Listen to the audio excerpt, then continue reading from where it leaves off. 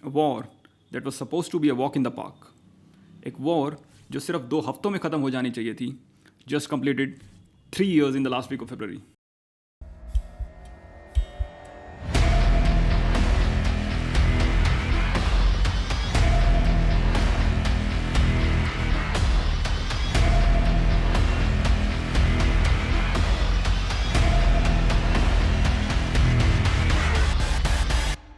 लेकिन शायद पहली बार ऐसा लग रहा है कि ये वॉर अब खत्म होने वाली है.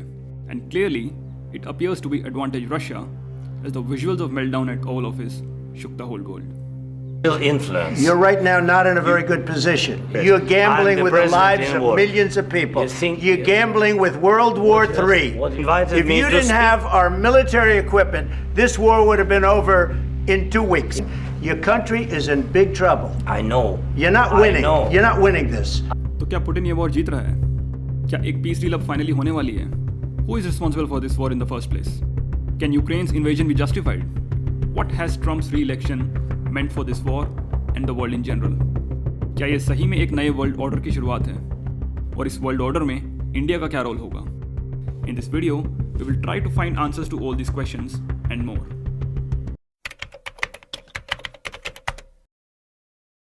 Let's try to understand the story so far. Ukraine का 2022 का invasion actually started with a series of events from back in 2013. उस समय यूक्रेन के प्रेसिडेंट थे विक्टर यानुकोविच, जिनको पुतिन के काफ़ी क्लोज माना जाता था. विक्टर यानुकोविच ने 2013 में यूक्रेन की यूरोपियन यूनियन के साथ एक इकोनॉमिक डील को रिजेक्ट कर दिया था. As a result of which there were massive protest in Ukraine which were met with the violent crackdown by state security forces. In Kiev, thousands of Ukrainians continue to protest against the government's decision to hold off on signing a deal with the EU. Ми громадяни України. Україна! After months of peaceful protests, the Ukrainian president cracked down and killed more than 100 people, sparking more protests. Eventually, President Victor 2014 में Ukraine छोड़कर भाग गए. The BBC can't independently verify this footage, but video has emerged which appears to show President Yanukovych's entourage fleeing from his luxurious mansion outside Kiev. एक महीने बाद मार्च 2014 में Russian special forces ने Crimea पर कंट्रोल कर लिया, और इसका कारण रशियन स्पीकर्स जो क्राइमिया में रहते थे उनको पर्सिक्यूशन से प्रोटेक्ट करना बताया गया. उसके बाद क्राइमिया के लोगों ने वहाँ पर एक लोकल रेफरेंडम करके रशिया को सपोर्ट किया. As a result Russia formally annexed this peninsula of Crimea. Референдум был проведен открыто и честно. И люди в Крыму ясно, убедительно выразили свою волю. Они хотят быть с Россией. इसके बाद यूक्रेन में एथनिक डिविजन्स और बढ़ते चले गए, और 2 महीने बाद प्रो रशियन सेपरेटिस्ट ने ईस्टर्न यूक्रेन के दोनेत्स्क और लुहांस्क रीजन में इंडिपेंडेंट रेफरेंडम्स करवाए. This eventually led to an armed conflict in the regions between Russian backed forces and the Ukrainian military. हालांकि रशिया ने इसमें खुद की इन्वॉल्वमेंट को कभी एक्सेप्ट नहीं किया, लेकिन इस रिपोर्ट के मुताबिक रशियन ट्रूप्स और रशियन मिलिट्री इक्विपमेंट्स दोनेत्स्क और लुहांस्क के रीजन में स्पॉट किए गए थे. इसके बाद 2021 में रशिया ने यूएस और नेटो से कुछ डिमांड्स रखी.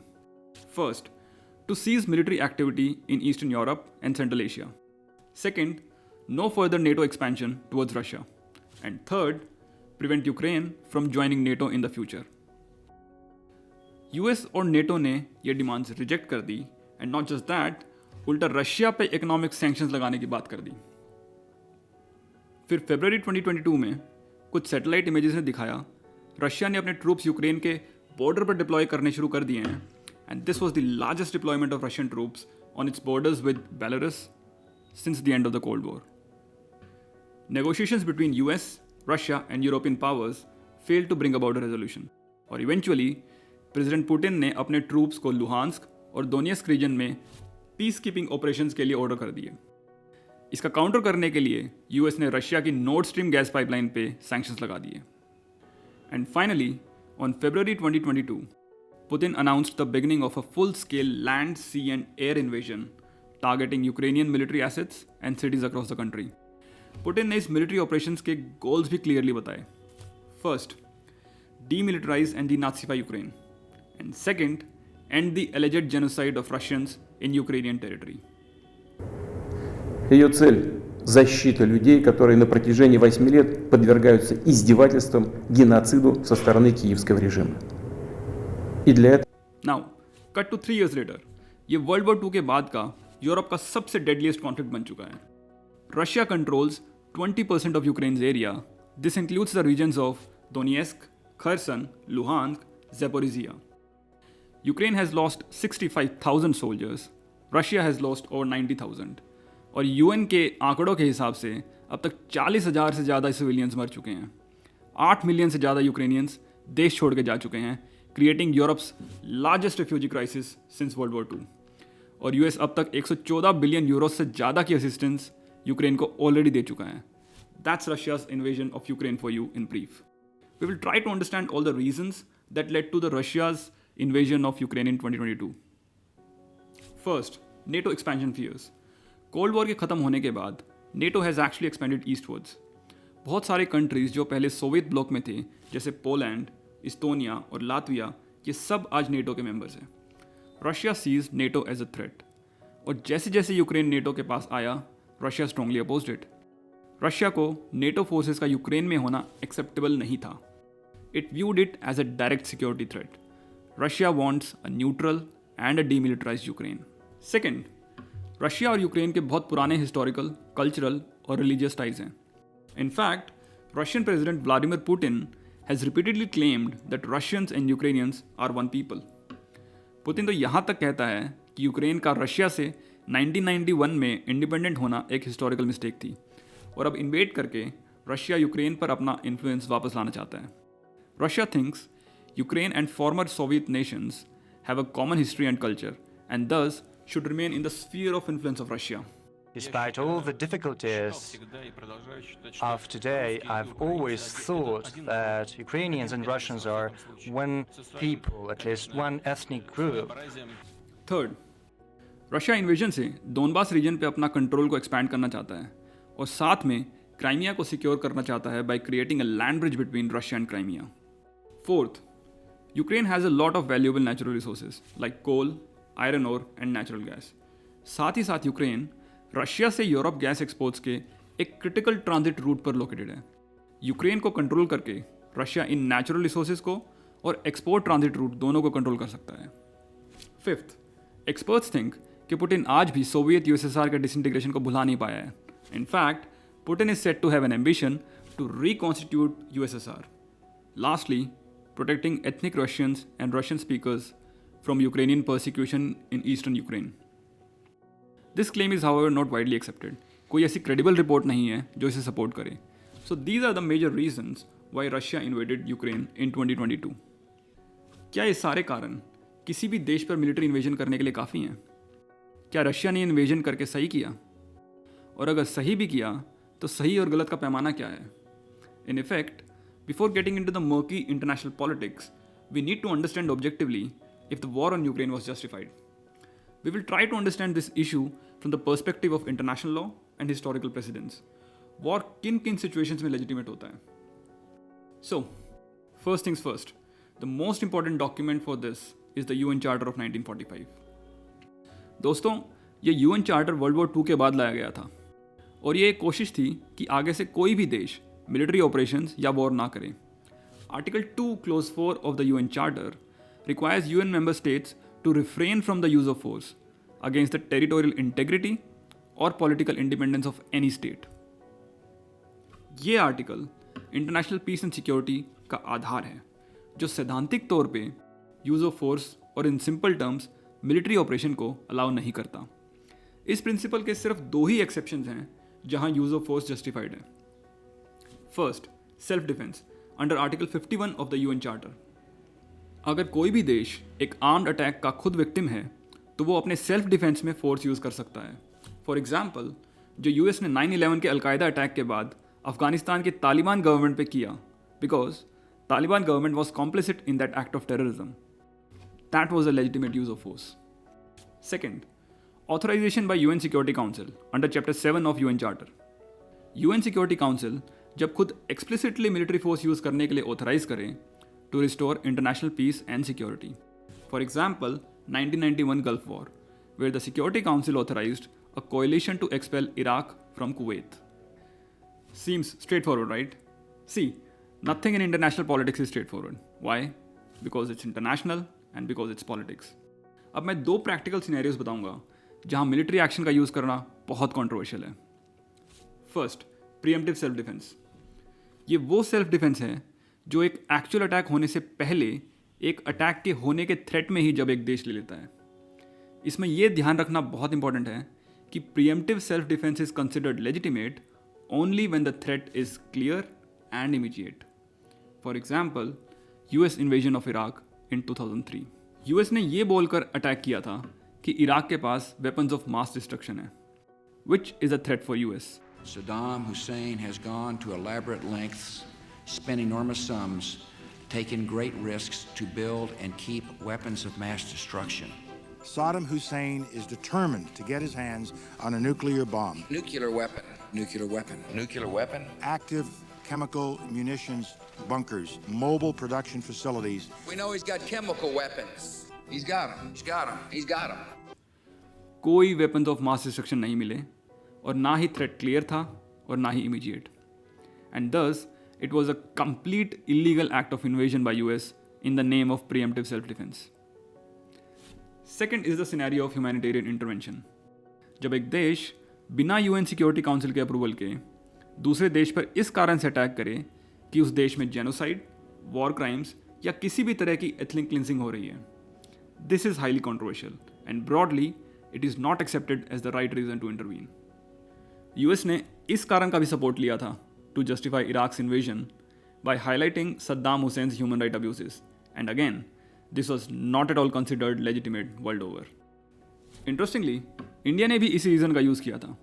During the genocide and ethnic cleansing of 1971 in east Pakistan, now Bangladesh, India used military force. उस इंटरवेंशन को दो कारणों से इंडिया ने जस्टिफाई किया था. First, self defence because of huge influx of refugees, and second, humanitarian reasons of genocide and ethnic cleansing by Pakistan. This intervention was widely accepted as legitimate. 1971, a new nation is born. How a cry of anguish made India help set a nation free.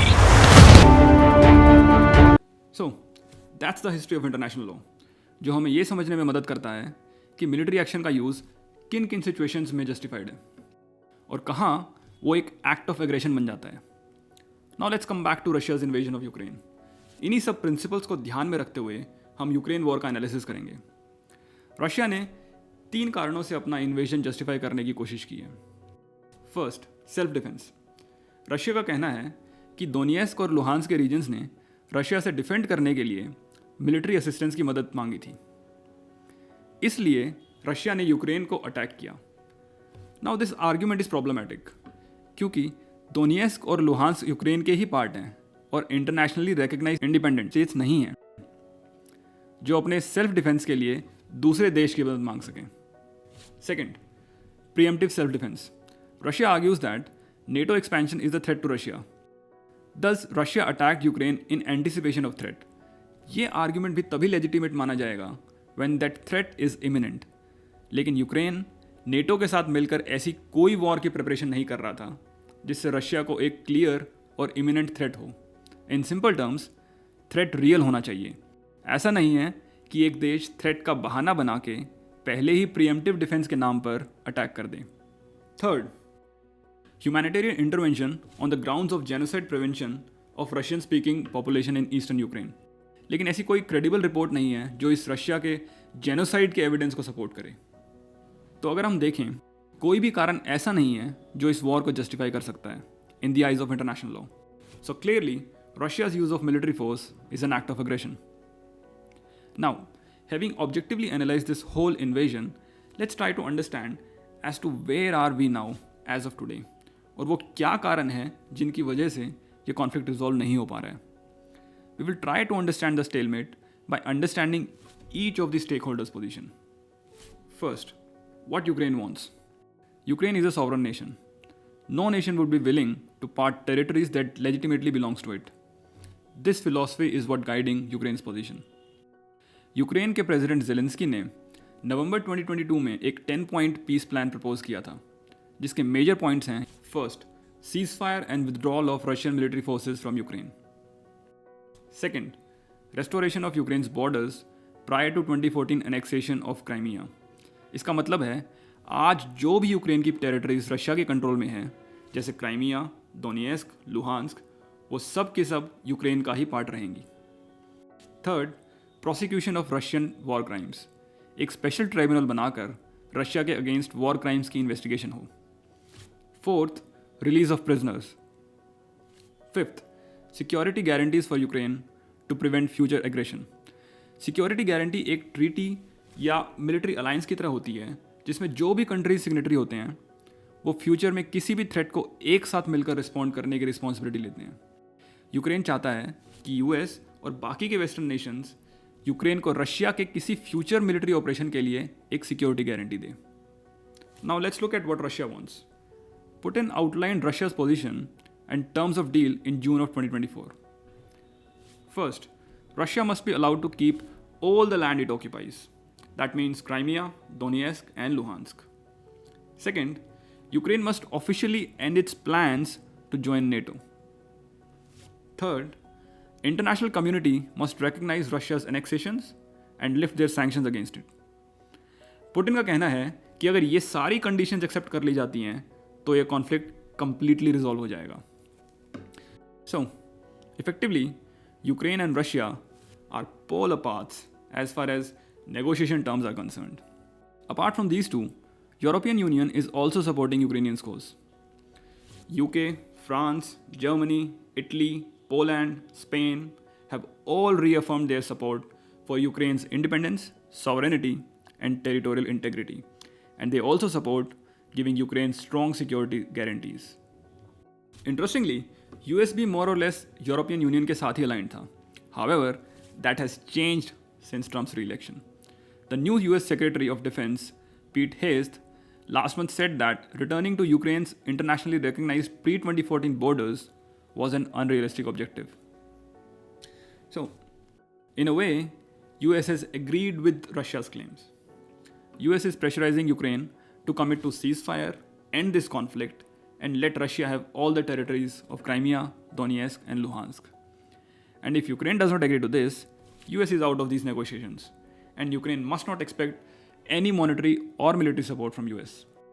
Trump does not want to waste a single penny anymore in this war. In fact, Trump is eyeing Ukraine's rare earth minerals in return for its support. That's as transactional diplomacy as it can get. मतलब Trump के लिए ये principled fight नहीं है against Russia's act of aggression. Trump wants something more valuable to US in return. That leaves Ukraine in a very difficult position. Ukraine cannot fight this war without the support of US, and Zelensky knows this. So, that's the story of Ukraine's war so far. Now, before wrapping up, it's important to see things from Indian perspective. And where does India stand in all this? India has consistently advocated for peace and negotiations between Russia and Ukraine. Actually, India is in a very tough spot, to be honest. Russia is India's most trusted friend. चाहे वो कश्मीर के UN resolutions हों, 1971 का पाकिस्तान का war हो, या Sukhoi और MiG fighter jets जैसे डिफेंस इक्विपमेंट्स हों, Russia has always stood up for India. India knows that Russia's invasion has blatantly violated the principles of territorial integrity and sovereignty, and Russia has misused military force. फिर भी India Russia को world stage पर outrightly oppose नहीं करेगा. At the same time, India has always valued the principles of territorial integrity, sovereignty and rule based engagement among the Nations. India ने कभी military operations को encourage नहीं किया है, इसलिए इंडिया रशिया को आउटराइटली सपोर्ट भी नहीं कर सकता. तो एक तरफ लॉ है, वैल्यूज़ हैं और जस्टिस है, और दूसरी तरफ नेशनल इंटरेस्ट. इंटरनेशनल डिप्लोमेसी में ये सिचुएशन हैंडल करना बहुत ही मुश्किल है. India can not pick one over the other. That's why India has taken a cautious approach by consistently abstaining from voting on the resolutions presented in UN General Assembly on Ukraine's invasion. It has advocated for dialogue, diplomacy, and end of armed conflict. That's India's position. Now critics would argue कि भाई India किसकी side है, US की side है या Russia की side है. Well, India has its own national interest to take care of. And if history tells us anything, we need to keep that on highest priority. We certainly cannot trust West or US in particular. And as far as taking side is concerned, India must continue to walk the diplomatic tightrope. India cannot be arm twisted to take positions that do not align with its national interest. It's a new world order with multiple centers of power, where India is not on America's side. India is not on Russia's side. India is on India's side. This is Rahul Punya. Namaskar. I'll see you in the next one.